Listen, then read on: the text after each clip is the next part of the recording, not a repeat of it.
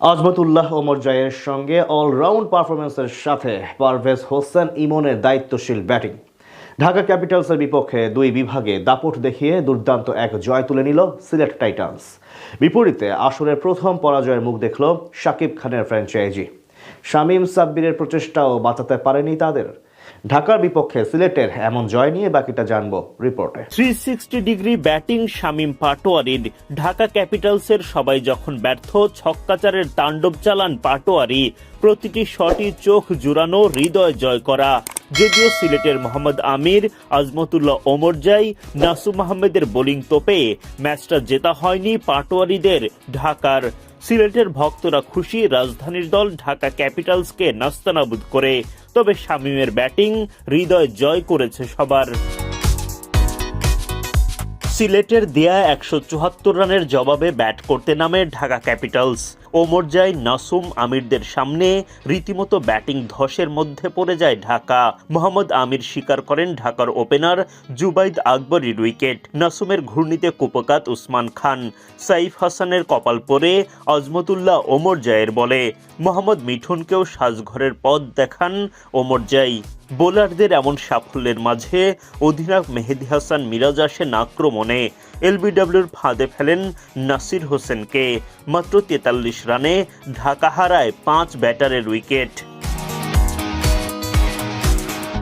সাব্বির রহমান, শামীম পাটোয়ারি জুটি গড়ে ঢাকাকে এগিয়ে নিয়ে যেতে থাকেন।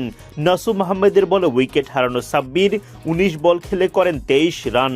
তার বিদায়ের পরও চেষ্টা চালিয়ে যান শামীম পাটোয়ারি। দলের হয়ে সেরা ব্যাটিংটাই করেন শামীম, কিন্তু শুরুতেই পিছিয়ে পড়া ঢাকাকে আর জেতাতে পারেননি।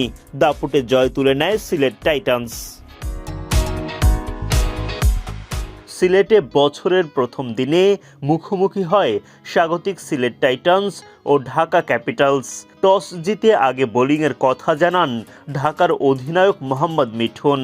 স্বাগতিকদের হয়ে তখন ইনিংস শুরু করতে নামেন দুই ওপেনার সাইম আইয়ুব ও রনি তালুকদার।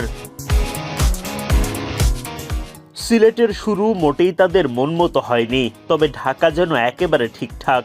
ইনিংসের 3 নম্বর ওভারের দ্বিতীয় বলে প্রথম আঘাত ঢাকার সালমান মির্জার। সিলেটের রনি তালুকদার সাজঘরের পথ ধরেন 7 বলে 11 রান করে। এরপর উইকেটে আসেন সিলেট অধিনায়ক মেহেদী হাসান মিরাজ। 2 অঙ্কের ঘরে পৌঁছানোর আগেই তাসকিন আহমেদের পকেটে বন্দি মিরাজ। তার ঝুলিতে মোটে 6 রান। মাত্র 22 রানে 2 উইকেট হারানো দলটার হাল ধরেন সাইম আইয়ুব ও পারভেজ ইমন। 2 বাঁহাতির লড়াইয়ে আর কোনো উইকেট না হারিয়ে দলীয় 50 পার করে সিলেট। সময়ের সাথে পাল্লা দিয়ে তারা বাড়াতে থাকেন দলের রান। ইমন আইয়ুবের 64 রানের জুটি ভাঙেন মোহাম্মদ সাইফ উদ্দিন। সাইফ উদ্দিনের জালে ধরা পড়ার আগে 29 রান করতে পারেন সাইম আইয়ুব। ওদিকে পারভেজ ইমনের উইকেট শিকার করে সিলেটকে আরও বড় আঘাত দেন সাইফ হাসান। 32 বলে 44 রান করেন ইমন। আফিফ হোসেন ধ্রুব ও আজমতুল্লাহ ওমর জাই সিলেটকে এগিয়ে নিয়ে যাওয়ার চেষ্টা করেন। সালমান মির্জার বলে আউট হওয়া আফিফ করেন 13 রান। শেষ পর্যন্ত সিলেটের বাকি ব্যাটারদের লড়াইয়ে মাঝারি মানের পুঁজি তুলতে সক্ষম হয় দলটি।